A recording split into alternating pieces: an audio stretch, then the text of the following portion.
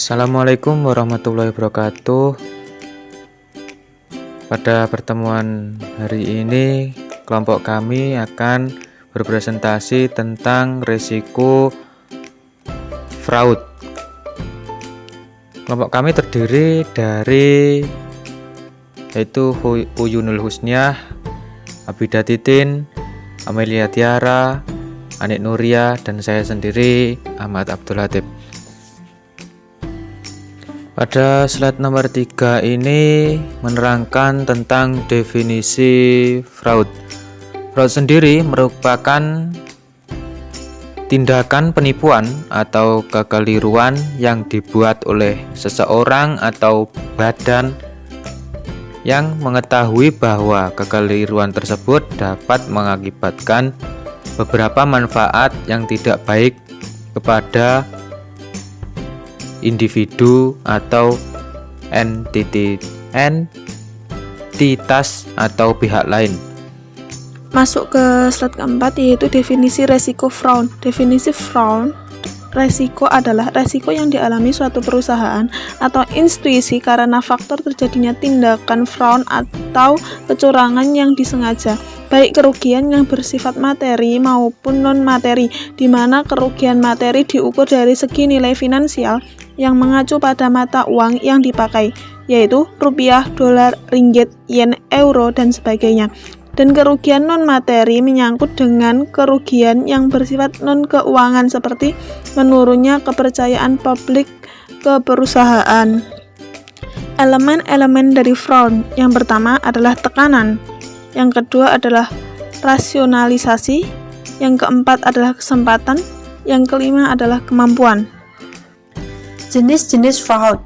The Association of Certified Fraud Examiners pada tahun 2000 membagi fraud atau kecurangan dalam 3 tipologi berdasarkan perbuatan, yaitu: pertama, penyimpangan atas aset, merupakan bentuk fraud yang paling mudah dideteksi karena sifatnya yang tangible atau dapat dihitung. Yang kedua adalah pernyataan palsu atau salah pernyataan, meliputi tindakan yang dilakukan oleh pejabat suatu perusahaan atau instansi pemerintah untuk menutupi kondisi keuangan yang sebenarnya dengan melakukan rekayasa keuangan dalam penyajian laporan keuangan untuk memperoleh keuntungan. Yang ketiga adalah korupsi. Jenis fraud ini paling sulit untuk dideteksi karena menyangkut kerjasama dengan pihak lain seperti suap dan korupsi. Bentuk-bentuk fraud. Pada dasarnya, fraud memiliki banyak bentuk seperti 1. Intentional error atau kekeliruan yang sengaja. 2. Unintentional error atau kecurangan karena ketidaksengajaan. Dan yang ketiga, collusion atau kecurangan yang dilakukan lebih dari satu orang dengan bekerja sama untuk tujuan menguntungkan orang tersebut dan merugikan pihak lain. Dan yang terakhir, intentional misrepresentation atau memberi saran yang salah meskipun tahu bahwa hal tersebut salah. Pentingnya manajemen risiko fraud. Upaya pencegahan terhadap tindakan fraud akan lebih efektif untuk dilakukan dibandingkan dengan melakukan upaya represif. Pencegahan perlu dilakukan untuk menghindari kerugian yang lebih besar dan rusaknya reputasi institusi maupun individu. Selain itu, kejadian kecurangan yang tidak segera ditangani dan terungkap karena lambatnya penanganan akan semakin memberi peluang pelaku untuk menutupi tindakannya dengan kecurangan yang lain.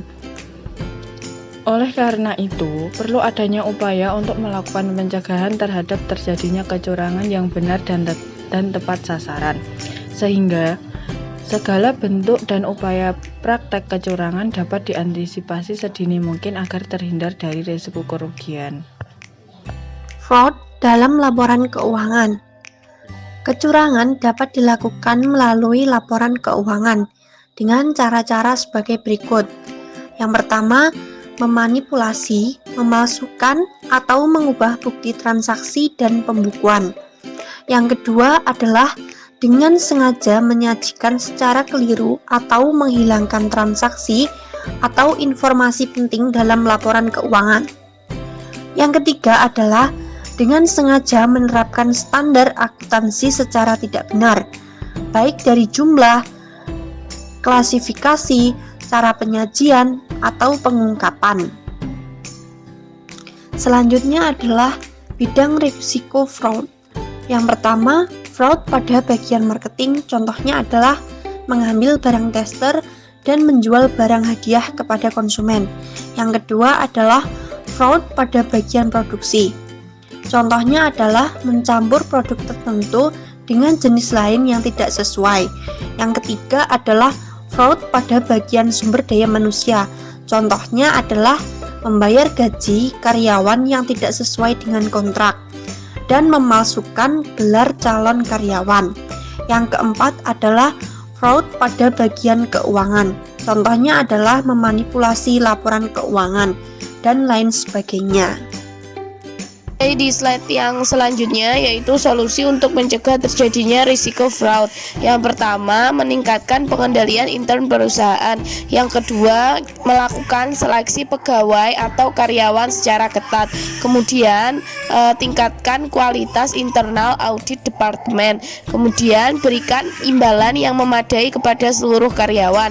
Yang nomor 5, lakukan pembinaan rohani. Dan yang nomor 6, memberikan sanksi yang tegas kepada yang melakukan kecurangan dan berikan penghargaan bagi yang berprestasi. Kemudian yang nomor 7, harus menumbuhkan iklim keterbukaan perusahaan. Yang nomor 8, manajemen harus memberikan contoh yang jujur, adil, dan bersih. Yang nomor 9, harus membuat kebijakan tertulis mengenai fair dealing. Baik, terima kasih dan sekian dari kami. Ada kurang lebihnya kami mohon maaf. Jika ada pertanyaan, mari kita diskusikan bersama di WA Group. Assalamualaikum warahmatullahi wabarakatuh.